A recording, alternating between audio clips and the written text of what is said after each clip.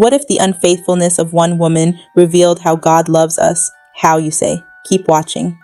A love that is costly, not like the romantic love we see in movies. We rarely think about that kind of love until we are the ones who need it. It's Valentine's season. Everywhere you look, it's hearts, roses, couples, perfect love, relationship goals. Culture tells us love should feel good, look good, be admired by others. But let me ask you something real. What if love, real love, made you look foolish? What if obeying God in love made people laugh at you, say you were embarrassing yourself, say you had no self-respect, say, why would you stay? Why would you forgive? Why would you obey? Would you still obey?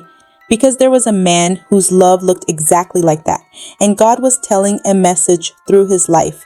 A man was commanded by God to marry a woman who would be unfaithful to him, and even after she left, he was told to love her again. Why would God ask someone to love like that?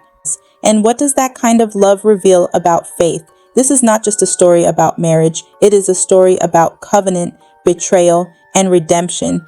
God speaks to a prophet. He is told to marry a woman who would not remain faithful, not because love would be easy, but because his marriage would become a living message. He obeys. He marries her. They build a life together. They have children, but slowly fracture begins. Trust weakens. Loyalty shifts. Choices lead her away from the covenant she entered. The betrayal is not hidden. It is visible, personal, painful. This is where most stories would end. This is where people walk away. But God speaks again, not with permission to leave, but with instruction to love again. Go to her. Bring her back. Redeem her. He searches for her. He finds her not in stability, but in loss, not in dignity, but in brokenness. And he does something astonishing. He pays the price to restore her. That kind of love costs something, not because she earned restoration, but because covenant was never based on worthiness. Why would God ask someone to love like that? Hold that question.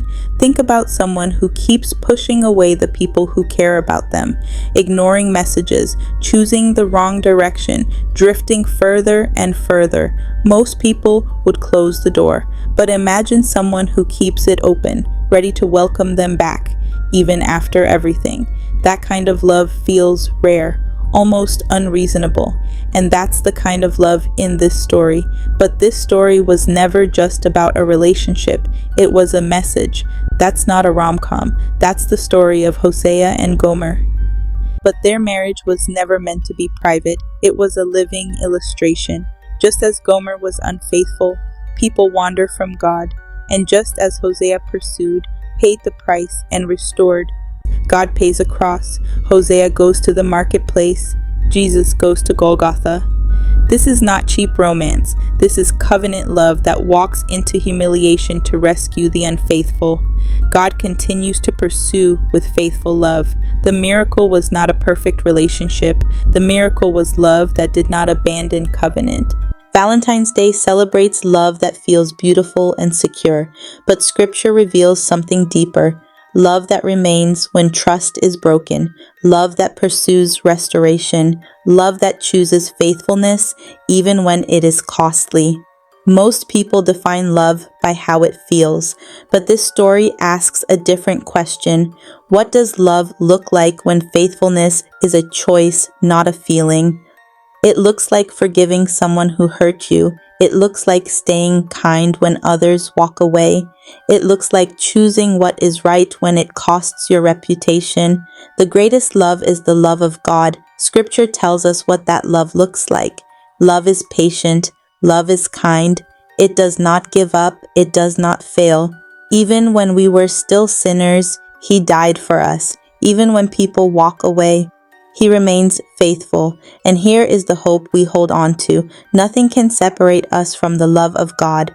Not failure, not shame, not distance, not brokenness. His love does not withdraw. His love does not abandon. His love remains. That is the love Hosea showed, and that is the love God shows us. Real love isn't proven by romance. Real love is proven by faithfulness. Feelings change. Covenant remains. So here's the question for us.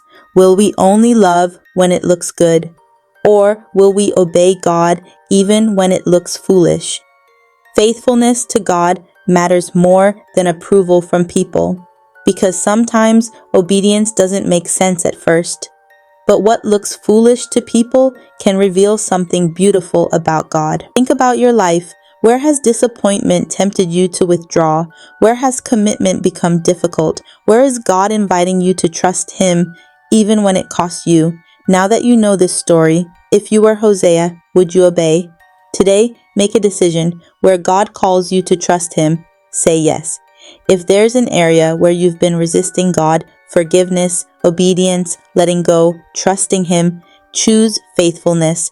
You don't have to understand everything. You just have to trust Him enough to obey.